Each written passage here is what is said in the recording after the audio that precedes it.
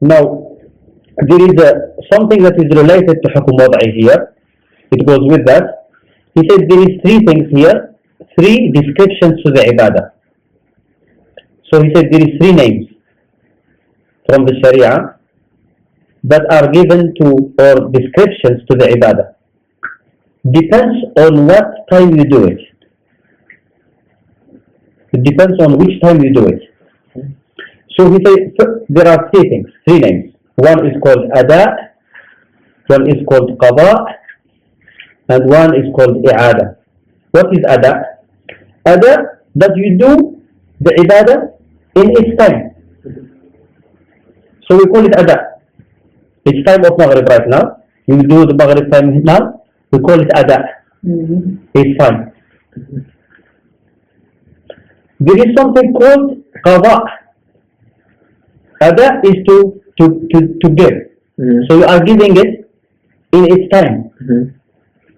So أدى is to give. So the person has given his duty or his loan in time. So what he owed to Allah, he gave it in time. We call it أداء. أدى. The second is قضاء. قضاء is to do the ibadah out of time.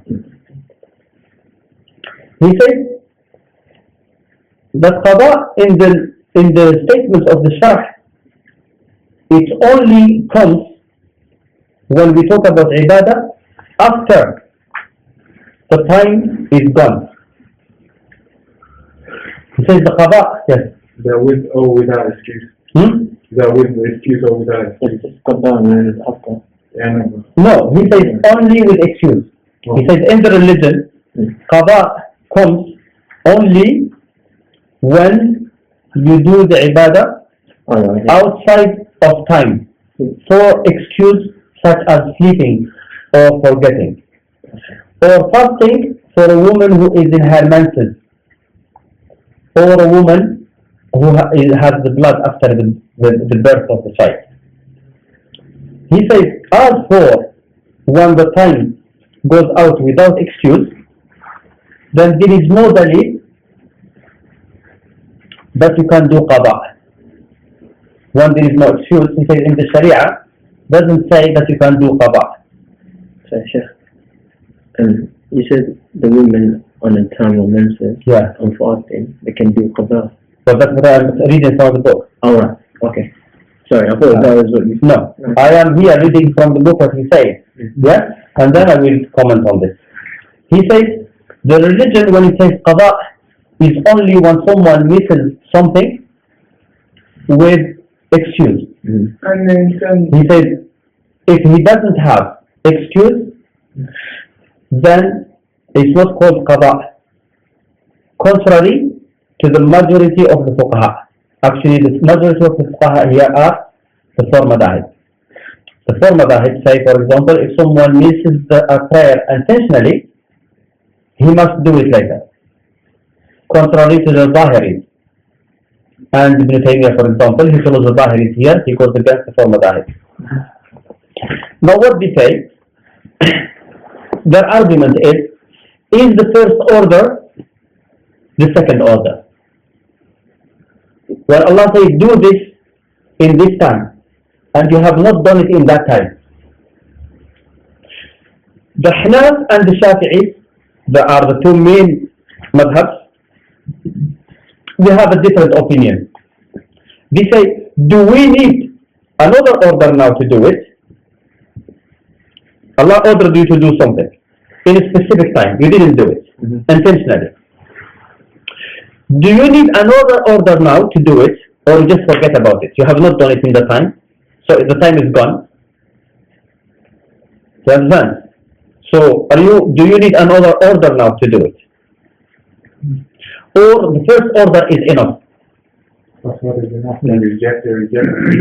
No, that's what he said. Is the first order enough? If you say the first order is enough, no, it's not the first order is enough to do it. The first order is enough to do it unanimously. Is the first order enough to do it again? I mean, Allah said, pray from this time to this time. You didn't pray. And then, I tell you, stand up and pray at Asr time. You tell me, what is your proof? I say the proof that Allah orders you to pray. You will tell me, yes, but He ordered me to pray this time and I didn't. You understand? Now I need another order to say that I can pray later. This is what the fuqaha differ.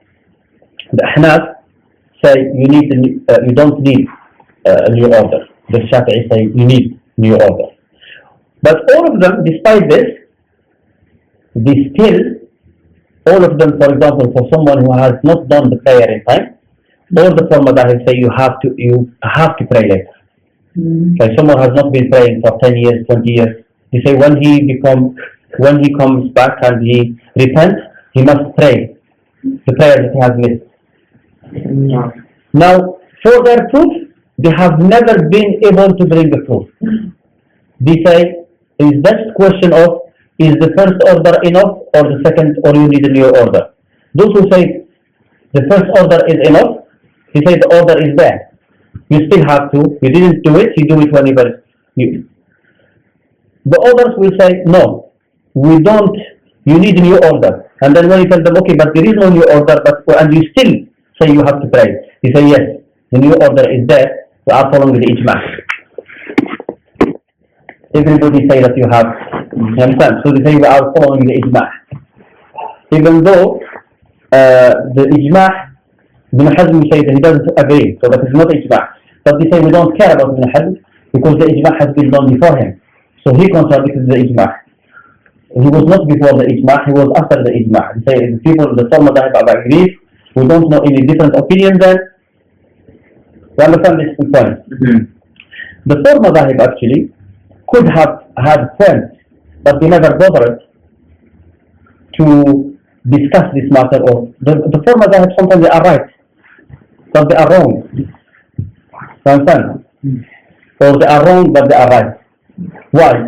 Because they will make a decision based on a weak hadith or on qiyas. But the truth is, when you look at it, you might find a dalil that helps them.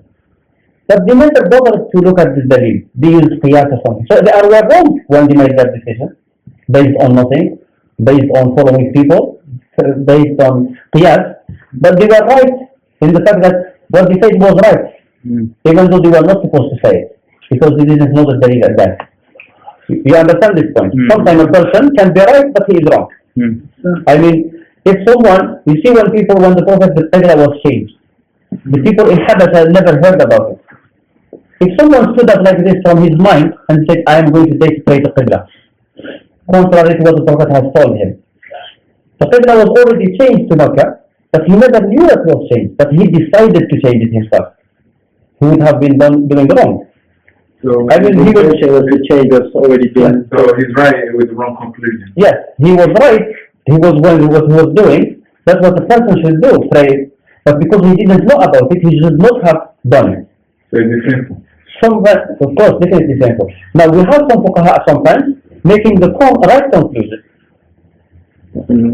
but based on the wrong proofs or the means, you understand, that they use.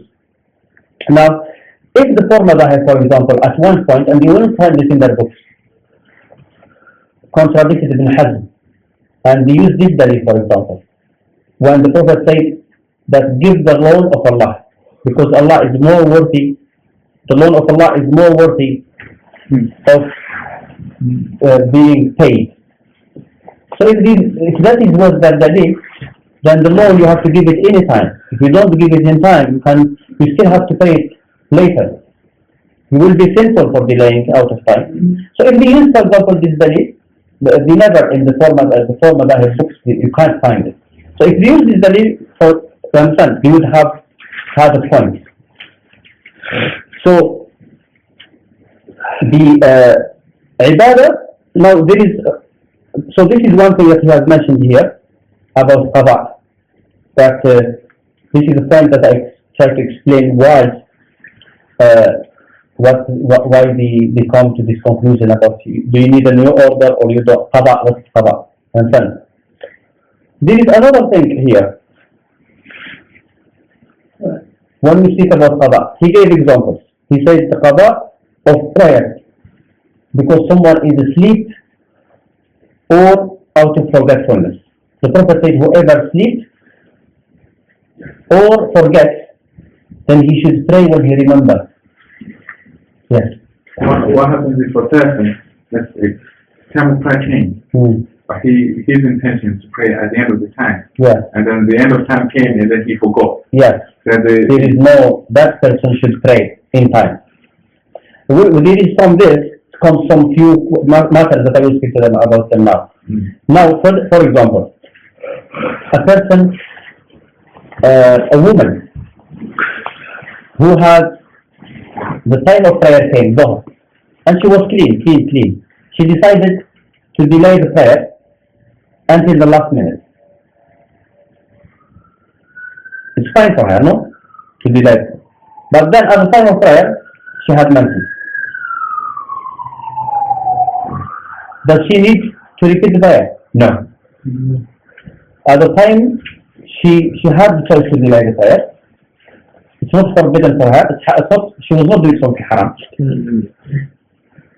And she delayed the time, which is halal for her to delay. But at that time, she was at that time, what happened? She had menses. So it's not an obligation on her to pray anymore. So there is nothing wrong with what she has done. The Madhaahib have different Madhaahib have different. Some will say she has to repeat the prayer. Some say no, doesn't have to repeat the prayer. Some will say she is sent, or the majority of them will say she is thankful. If she knew or she had doubts that she might get menses.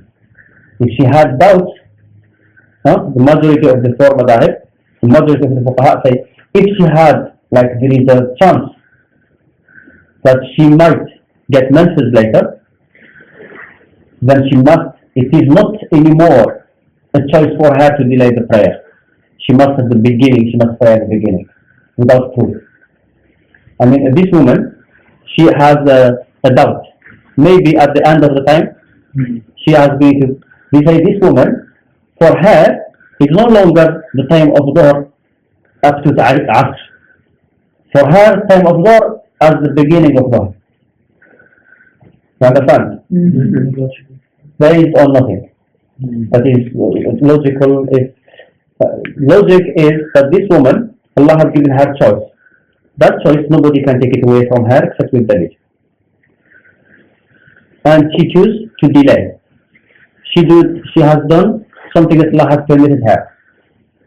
And then something happened within that time that will stop her from, even if she was 100% sure, when it's not possible to be 100% sure that you are going to have. But if she was 100% sure, still she has done nothing wrong. She has the choice to pray within this time, and within this time she delayed it to the time where she knew that she will have menses. Nobody can tell her anything. If she wants to pray before, if she wants to delay, that is a choice that Allah has given her, nobody can take it away from her. Now there is another matter here. When we speak about Salah, he gave Qaḍā, he says Qaḍā. We speak about أداء, praying in time, and we are speaking about Qaḍā, and he gave the example of praying, delaying it, missing prayer out of because you are asleep or you have forgotten. Is it really when you are asleep or you have forgotten? Is it Qaḍā when you wake up? It's not. Huh? It's not. That is the time of it. That is the time that you should pray in.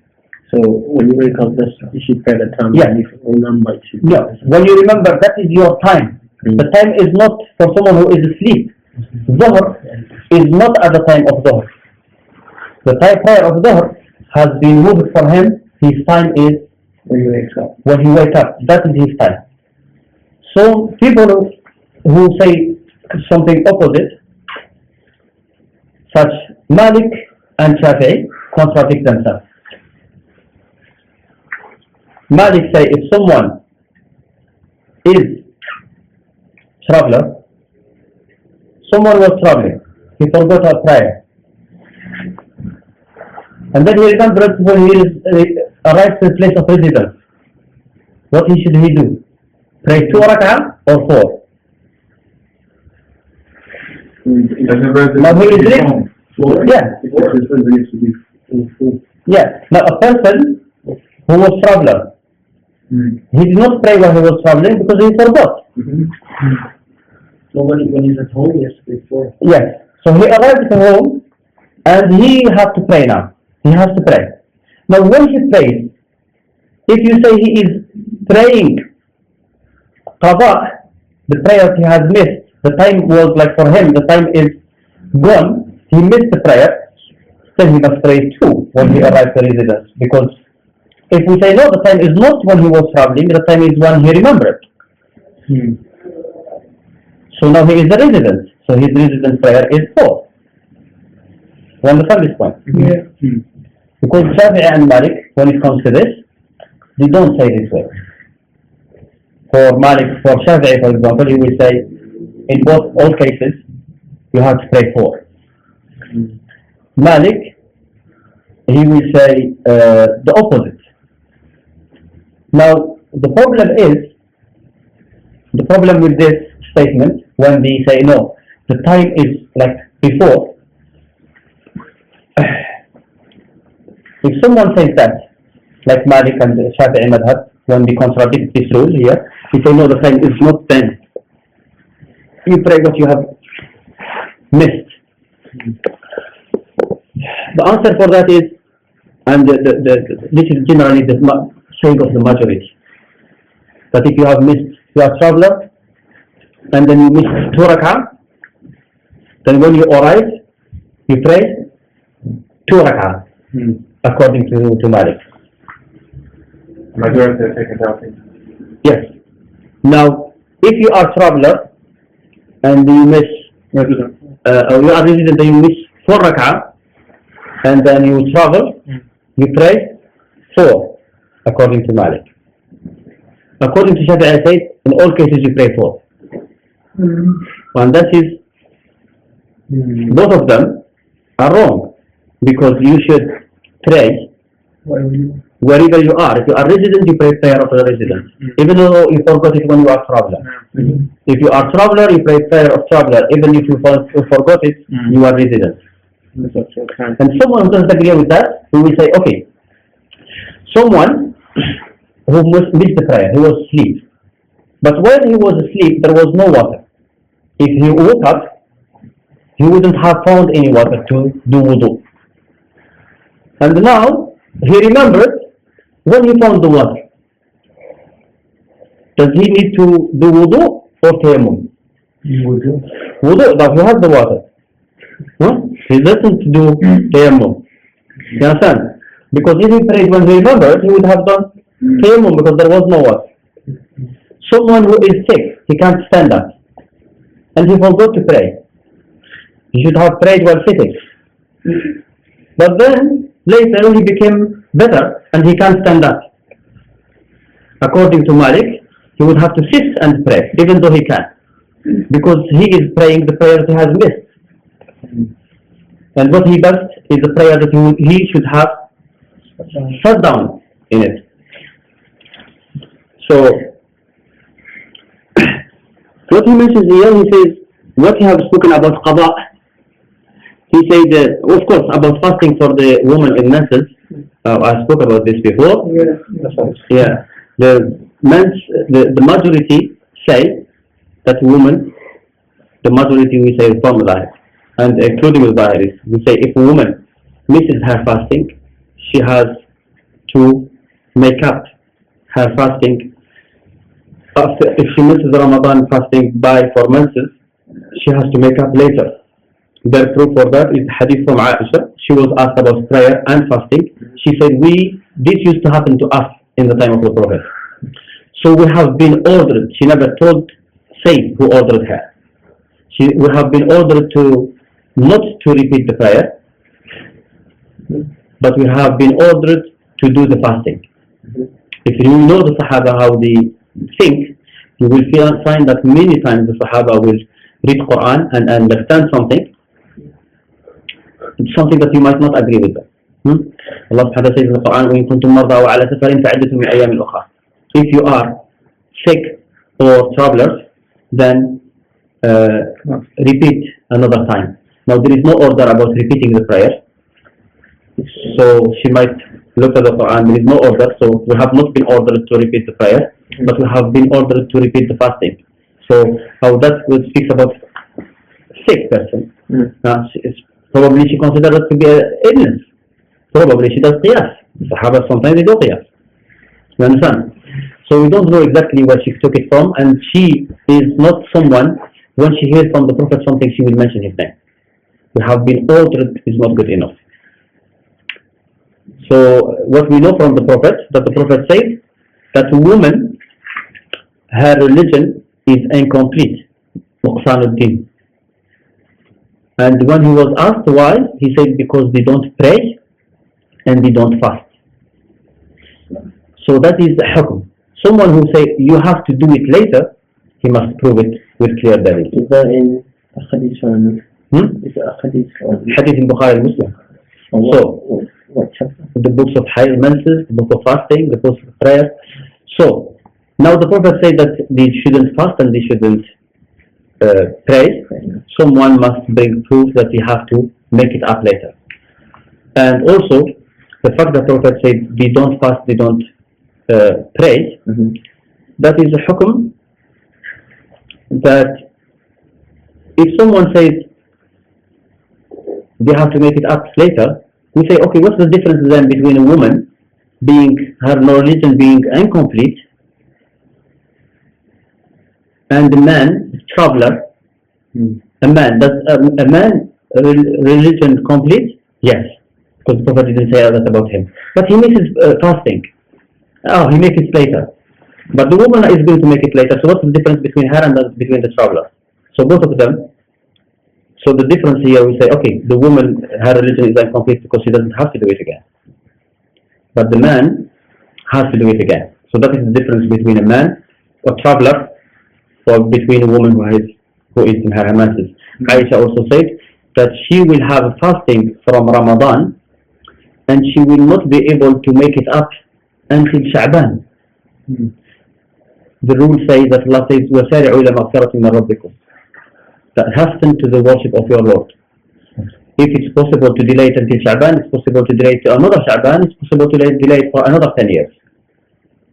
And you have to give a limit. When a person, show me the limit when a woman has to make up this.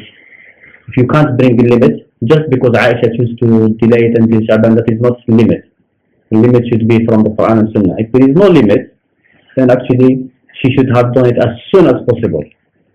And this is generally, we say the Prophet will be aware of her being in her menses in Ramadan, and probably he will look at why she is not making up these days. I mean, to see his wife fasting is normal. He doesn't have to ask why. But to see her not fasting, he will ask why. It's an obligation. So that is regarding the fasting for the ha'ir. What can we say about Well, I said what I have to say about it. I said that this is the dalil that people can use to say that person can pray later. Anyway, he said there is a matter here. Well, I say the dalil and you have to think about it. There is a matter here that the Usuliyin, he said there is a matter that the Usuliyin have spoken about, that whether the Qaḍā needs another order or the first order. I have already spoken about this. So he said the majority say that you need a new order. And he said this is the truth. He said because Ibadah, which has a specific time, has to be done within that time. If the Mukallaf did not do it in that time, without reason, then he has not done it the way he has been ordered, and the Prophet said, whoever does something not according to our matter, then it is rejected. Here, he is exactly saying what Ibn Hazm says. This is the exact saying of Ibn Hazm, that if someone doesn't pray in time, you understand? So here, generally he will disregard what the Dhahiri say, even though he is someone who is not biased towards the madhab, but he always like stick to the four madhahib, except very rarely really. So he says that he followed the madhab of Ibn Hazm and Ibn Taymiyyah, that you don't have to repeat the prayer. I said Ibn Hazm and Ibn Taymiyyah would have been right here without any doubt if there was no hadith that says that praise alone of Allah, which the Madhaahib have failed to mention when they argued about this matter. They just were saying ijma' and stuff. He says this is contrary to someone who has excuse. If somebody intentionally misses the prayer, he does not need to do it, so according to him. According to him, it does. Well, what I have been saying from the morning now, how many times I say it? He says this is contrary to the ma'zur, someone who has udhr, someone who has excuse. Contrary to him, he says because either Sharia does not order him to do it again, when someone forgets and doesn't do something, is by mistake. So either the Sharia doesn't say anything about it, so he's fine, he doesn't do it again, or the religion will order him to do it later, such as someone who has forgotten and was asleep, understand? Or say the woman who has been not fasting because she is sick or she was in Menses or a traveler. He said also for the Hajj, for someone doing the Hajj on someone who has never been able to do it in his life. Yeah? So to ask you, regarding that, what example of the Qaḍā would they haven't given an example for the Qaḍā? Would you say like if someone has fall asleep or forgot when they remember or when they wake up, that is their time. Yeah. So it's not Qaḍā. So what's the example? No, call it as Qaḍā if you want. Oh. Call it, the name is not a question of name. It's question of how do you understand Qaḍā here. Do you say Qaḍā meaning you are praying out of time? Because the definition of Qaḍā is praying out of time. But if you mean out of time, but this is the time, you missed the time, the original time, but this is still now you are praying in your time. If you mean it that way, that is something. If you mean that you are not praying in time altogether, that you are, so if you have to understand this, just to make your decision, what kind of prayer are you going to pray? The one that you should have prayed earlier, or? But is the one earlier, but it's praying it. Yeah, but you are praying it now, in this time. Yes, there is hadith. No, you don't pray when you remember. Because when you forget prayer, you don't delay it to another prayer time. What? الوتر ليس بواجب. إذا تذكرته, if you remember which, when you remember the witr, there is hadith actually specific about من نسي وتره, that he should pray when he remember. The hadith of Abu Sa'id. Yeah, which is the one rak'ah. So if someone has missed the witr, however, how are you going to pray it? That is a different story. If you pray it during the night, definitely you have to pray one rak'ah. During the day, Allahu Alam. The Prophet, when he misses the witr, he doesn't pray one rak'ah, he will pray two. To close it off or just? No, just the witr, if you forget it during the day, the Prophet used to pray two. The witr is not obligatory. It's not an obligation. So how do you, if you miss it, in reality you don't have to? No, you don't have to. But if you miss it, you can pray. Okay, yeah, I want to ask also about, is business considered Hey, can you stick to the topic? okay. Or you have to say this to yourself. No, I didn't. If you're busy, is it considered part of the thing that you're going to be in a... No, that's not excuse, being busy with business. Okay. So you have to leave the place and pray. Yes, the Quran clearly says وإذا رأوا تجارة أو لهوا انفضوا إليها وتركوك قائما. يا أيها الذين آمنوا لا تلهكم أموالكم وأولادكم عن ذكر الله رجال لا تلهيهم تجارة ولا بيع عن ذكر الله. Men that are not distracted by business or merchandise from the name of Allah. Do not let your business and your children distract you from the remembrance of Allah. All this ayat clearly that business is not an excuse. Excuse is forgetting. Excuse is being asleep. Yeah? Being unable to pray in a certain way is not an excuse. If you are unable to pray in a certain way, pray the way you can. If you can't do wudu, don't do wudu. If you don't know the Qibla turn, just try to guess. But if the time gets finished, otherwise you wait until you can do it. Yeah, because what I'm saying, like, imagine like you could be the right place and you don't know where it is, so it doesn't. Just try. Try. You don't have to wait till Allah. Yeah. But if I know in 5 minutes I'll have the ability to know the Qibla. Well, if you know after 5 minutes or 5 hours, doesn't make any sense. No, because none of us, for example, can answer. Yeah. And I know 5 minutes before Maghrib I'll make it to the mosque and pray. Okay. If there is a mosque and you have to go to the mosque, it's a different story. Where there is a Jama'ah obligation, and you have no choice to pray alone anyway. He says, from this matter here, we have a specific mas'ala, clear, very famous mas'ala about repeating the prayer and fasting for someone who does not do them intentionally. I have already spoken about this. He said, this person has no permission to do the Qaḍā. This is the Madhahib of Ibn Hazm and Ibn Taymiyah. That someone who did not fast in Ramadan intentionally, or he did not pray in Ramadan, pray normally intentionally, according to Ibn Hazm and Ibn Taymiyah, and the Hanbalis, but for different reasons, that this person can never pray again. Even if he can pray the prayers that comes in the future, but the prayers that he has missed, he can never compensate for them.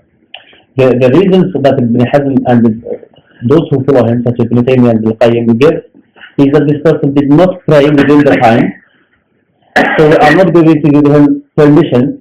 Is to tell him to pray later is to cross the limit that Allah has set.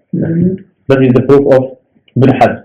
He says, the Prophet says, من عمل عملا ليس عليه أمرنا. This is a matter that is not done the way Allah ordered, and therefore it is rejected.